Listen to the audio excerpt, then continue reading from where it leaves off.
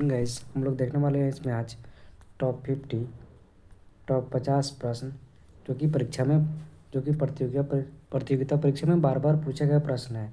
Repeated question को इसमें डाला गया है। आप कोई भी एग्ज़ाम का तैयारी कर रहे हैं, बीपीएससी यूपीएससी एसएससी जीडी, सब एग्ज़ाम में ये पूछे जाते हैं, प्रश्न पूछे गए प्रश्न है। ठीक है, तो ये नंबर से आप लोगों को डेफिनेटली 2 से 3 नंबर का फ़ायदा होने वाला है। तो ये हम लोग बिना देरी के शुरू करते हैं टॉप 50 प्लस हिस्ट्री का क्वेश्चन। तो ये फर्स्ट क्वेश्चन क्या है, भारत का पहला भारतीय गवर्नर जनरल। तो सी गोपालाचारी। कौन? सी गोपालाचारी। ये एक और इसको घुमाकर पूछता है स्वतंत्र भारत के पहले का प्रथम गवर्नर जनरल। तो ये सी गोपाली है, सी गोपालाचारी है। फोटो देख सकते हैं आप लोग। सेकंड क्वेश्चन क्या है, भारत और पाकिस्तान विभाजन के लिए किस योजना का सहारा लिया गया? तो ये माउंट बेटन योजना के अकॉर्डिंग भारत पाकिस्तान का क्या हो गया, बंटवारा हुआ था। भारत की सागरीय मार्ग की खोज किसने की? तो वास्को डी गामा ने किया था। वास्को डी गामा ने 1498 में किया था। कब? 17 मई 1498 को वास्को डी गामा ने किया था। भारतीय समुद्री मार्ग की खोज किया था वास्को डी गामा ने किया था, याद रखना है। नेक्स्ट क्वेश्चन, भारत के श्वेत क्रांति का जनक किससे कहते हैं? तो वर्गीज कुरियन को श्वेत क्रांति का जनक कहा जाता है। एक और क्वेश्चन इसमें आता है, हरित क्रांति का जनक किसे कहता है? हरित क्रांति का जनक तो ये स्वामीनाथन को, किनको? स्वामीनाथन को कहा जाता है। और श्वेत क्रांति तो वर्गीज कुरियन, और हरित क्रांति तो स्वामीनाथन, याद रखना है। भारत के पहले ऐसे राज्य का नाम बताइए जहाँ पर चाय का उत्पादन सबसे ज़्यादा होता है। तो असम में। असम में चाय की सबसे ज़्यादा उत्पादन होती है। सबसे ज़्यादा चाय की उत्पादन कहाँ होती है? तो असम में होती है, याद रखना है। नेक्स्ट क्वेश्चन, प्रश्न नंबर 6, सबसे अधिक ठंडा भारत के किस स्थान पर पड़ती है? तो लेह, जो कि लद्दाख में है। सबसे ज़्यादा कहाँ ठंडा पड़ती है? तो लेह लद्दाख में सबसे ज़्यादा ठंडा पड़ती है, याद रखना है। प्रश्न 7, भारत में कितने स्थानों पर जंतर मंतर स्थित है? तो 5 स्थानों पर। दिल्ली, उज्जैन, जयपुर, वाराणसी और मथुरा। भारत के कितने स्थानों पर जंतर मंतर स्थित है? तो 5 स्थानों पर। कौन कौन? दिल्ली, उज्जैन, जयपुर, वाराणसी और मथुरा में है। नेक्स्ट क्वेश्चन, चावल का सबसे अधिक उत्पादन भारत के किस राज्य में होता है? तो पश्चिम बंगाल में। पश्चिम बंगाल में चावल का उत्पादन सबसे अधिक होता है, याद रखना है। सबसे महंगा शहर भारत का कौन सा है? तो मुंबई है। भारत का सबसे महंगा शहर कौन सा है? तो मुंबई है। ठीक है, नेक्स्ट क्वेश्चन देखते हैं हम लोग। प्रश्न 10, भारत में लाल क्रांति का मुख्य उद्देश्य क्या था? तो ये मांस और टमाटर का उत्पादन में वृद्धि।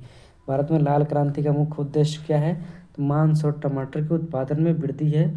इसका सबसे बड़ा विश्व का महाद्वीप कौन सा है? तो एशिया है, जिसमें 48 कंट्री हैं। एशिया में सबसे ज़्यादा विश्व का सबसे बड़ा महाद्वीप कौन सा है? एशिया। इसमें कितने कंट्री हैं? 48 कंट्री है, याद रखना है। विश्व का पहला विश्वविद्यालय कौन सा है? विश्व का पहला विश्वविद्यालय कौन सा है? विश्व का पहला विश्वविद्यालय तो ये तक्षशिला विश्वविद्यालय, तक्षशिला, जो कि पाकिस्तान में अब चला गया है। नेक्स्ट देखते हैं, विश्व का कौन सा प्राचीनतम धर्म आज भी अस्तित्व में है?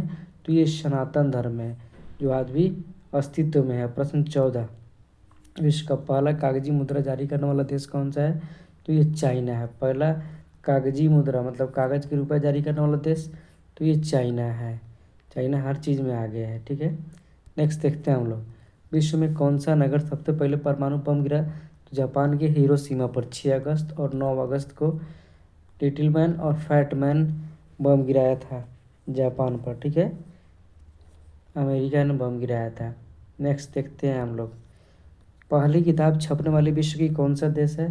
पहली किताब छापने वाली पहली देश कौन सी है? तो चाइना है। पहली किताब छापने वाली देश तो ये चाइना है, याद रखना। विश्व की पहली महिला प्रधानमंत्री, विश्व की पहली महिला प्रधानमंत्री तो एस भंडार नायकी है।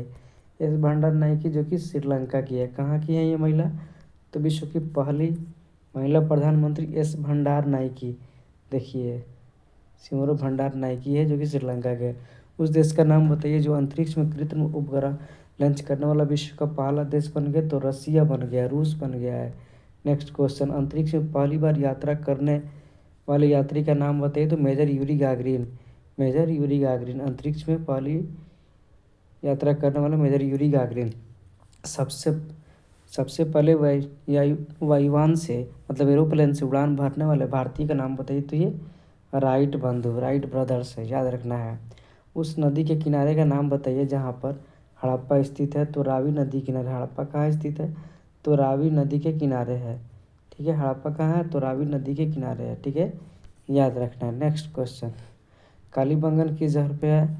किस जगह पे है? तो राजस्थान में। कालीबंगन किस जगह पर है? तो राजस्थान में है। कालीबंगन किस जगह पे है? राजस्थान में। हड़प्पा सभ्यता को किस युग की सभ्यता माना जाता है? तो कांस्य युगीन सभ्यता माना जाता है। कांस्य युगीन सभ्यता माना जाता है किसको? हड़प्पा सभ्यता को कांस्य युगीन सभ्यता माना जाता है। किस धातु का ज्ञान सिंधु घाटी के निवासियों को नहीं था? तो लोहा, सोना, चांदी, तांबा का ज्ञान नहीं था। इंडिका के रचनाकार कौन है? तो ये मेगास्थनीज है। मेगास्थनीज ने इंडिका नामक पुस्तक लिखा था। गुप्तों के शासनकाल में उस चीनी यात्री का नाम बताइए जो भारत में आया था। तो फाहियान आया था। महाभारत की रचना किस व्यक्ति ने किया था? उसका नाम तो वेद व्यास। महाभारत की रचना किसने की? तो वेद व्यास ने किया था। किसका? महाभारत की रचना। महाभारत युद्ध कितने दिनों तक चला था? तो ये 18 दिन। महाभारत कितने दिन तक चला था? महाभारत युद्ध तो 18 दिनों तक महाभारत युद्ध चला था। कुरु वंश की राजधानी कहाँ थी? तो हस्तिनापुर। कुरु वंश की राजधानी कहाँ थी? तो ये हस्तिनापुर थी। त्रिपिटक साहित्य किस धर्म से है? तो बौद्ध धर्म से है। बौद्ध की कौन सी भाषा थी? तो ये प्राकृत भाषा थी। बौद्ध, इसके संस्थापक कौन थे? गौतम बुद्ध थे। ठीक है, गौतम बुद्ध का बचपन का नाम क्या था? तो सिद्धार्थ था, याद रखना है। नेक्स्ट क्वेश्चन, सबसे ऊंची चोटी एवरेस्ट किस जगह पे है? तो ये नेपाल में है।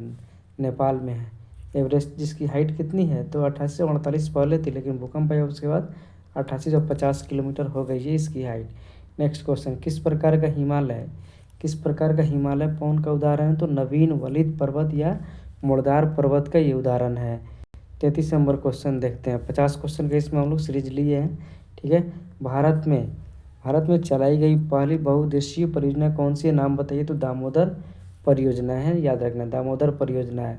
34 नंबर क्वेश्चन, भारत की बहुउद्देशीय परियोजना की शुरुआत किस सन में हुई? तो 1948 में हुई। भारत की बहुउद्देशीय परियोजना की शुरुआत कब हुई? तो 1948 में, आज़ादी के बाद। भारत की सबसे व्यापक नदी कौन सी है? सबसे चौड़ी नदी? तो ये कौन सी नदी हो जाएगी? ब्रह्मपुत्र हो जाएगी, जो कि असम में है। गर्मी के दिनों में असम राज्य में चलने वाली सबसे तेज़ हवा का नाम क्या है? तो नॉर्वेस्टर है। गर्मी के दिनों में असम राज्य में चलने वाली सबसे तेज़ हवा का नाम तो ये नॉर्वेस्टर है। मानसून का आगमन दक्षिण और पश्चिम भारत में कब होता है? तो जून के प्रथम सप्ताह में होता है। वृद्धगंगा को किस नाम से जानते हैं? वृद्धगंगा को तो गोदावरी के नाम से जानते हैं। वृद्धगंगा को गोदावरी को वृद्धगंगा कहते हैं। पश्चिम घाट को भारत को कहता है तो ये सह्याद्री हिल्स को कहा जाता है। पश्चिमी घाट को भारत में क्या कहा जाता है? तो ये सह्याद्री हिल्स कहा जाता है। 40 नंबर प्रश्न देखते हैं। अंडमान निकोबार को किस नाम से जाना जाता है? तो ये मरकत द्वीप या एमराल्ड आइलैंड के नाम से जानते हैं। अंडमान निकोबार को किस नाम से जानते हैं? तो मरकत द्वीप या एमराल्ड आइलैंड के नाम से जानते हैं। उस व्यक्ति का नाम बताइए जिसने दार्शनिक राजा का सिद्धांत प्रतिपादित किया था। तो ये प्लेटो थे। कौन से थे? तो ये प्लेटो थे, याद रखना है। नेक्स्ट क्वेश्चन देखते हैं हम लोग। वर्तमान में संयुक्त राष्ट्र संघ के महासचिव कौन है? तो एंटोनियो गुटेरस हैं। वर्तमान में संयुक्त राष्ट्र मतलब यूएनओ, ठीक है, यूएन। वर्तमान में संयुक्त राष्ट्र संघ का महासचिव कौन है? तो एंटोनियो गुटेरस हैं। समाजवाद की स्थापना किसने की? तो ये कार्ल मार्क्स थे। समाजवाद के संस्थापक कौन? तो ये कार्ल मार्क्स थे। 44 नंबर, तेभागा आंदोलन किस राज्य में हुआ? तो 1946 में हुआ, बंगाल में। तेभागा आंदोलन कहाँ हुआ था? 1946 में बंगाल में हुआ था, याद रखना है। कौन मुख्य सतर्कता आयोग की नियुक्ति करता है? तो राष्ट्रपति। मुख्य सतर्कता आयोग की नियुक्ति करता है तो राष्ट्रपति जी करते हैं। किसी भी प्रत्याशी को अगर संसद का चुनाव लड़ना है तो उसकी न्यूनतम आयु कितनी होनी चाहिए? तो 25 साल होनी चाहिए। एमपी के चुनाव लड़ने के लिए मतलब मेंबर ऑफ पार्लियामेंट बनने के लिए कम से कम मिनिमम 25 साल एज होनी ही चाहिए। किस संशोधन के द्वारा भारतीय संविधान में प्रस्तावना के दो शब्द समाजवादी और धर्मनिरपेक्षता जोड़े गए, तो ये 42वें संविधान संशोधन 1976 के द्वारा जोड़े गए। 42वें संविधान संशोधन 1976 के द्वारा ये वर्ड जोड़े गए। कौन कौन वर्ड? तो समाजवादी और धर्मनिरपेक्षता वर्ड जोड़े गए। भारतीय संविधान को किस भाग में नीति निर्देशक तत्व का वर्णन है? तो ये भाग 4 में है। भाग 4 में नीति निर्देशक तत्व है, जो कि आर्टिकल 36 से 51 के बीच में आता है। नेक्स्ट क्वेश्चन देखते हैं हम लोग। 49 क्वेश्चन, जस्टिस शब्द किस भाषा से लिया गया है? तो ये लैटिन भाषा से लिया गया है। जस्टिस शब्द किस भाषा से लिया गया है? तो ये लैटिन भाषा से लिया गया है जस्टिस शब्द। नेक्स्ट देखते हैं आज का लास्ट क्वेश्चन क्या है।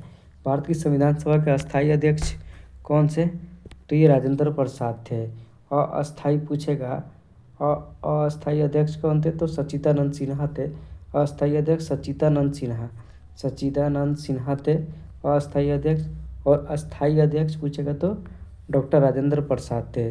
तो आज के लिए टॉप 50 प्लस हम लोग क्वेश्चन, टॉप 50 क्वेश्चन हम लोगों ने पूरा कर लिया। ठीक है, आप लोगों को वीडियो अगर पसंद आए तो कमेंट कीजिए, लाइक कीजिए, सब्सक्राइब कीजिए और कमेंट करके बताइए वीडियो कैसा लगा। तब तक के लिए हम लोग फिर मिलेंगे नेक्स्ट वीडियो में। तब तक के लिए इतना ही। Bye, sweet dreams, good night.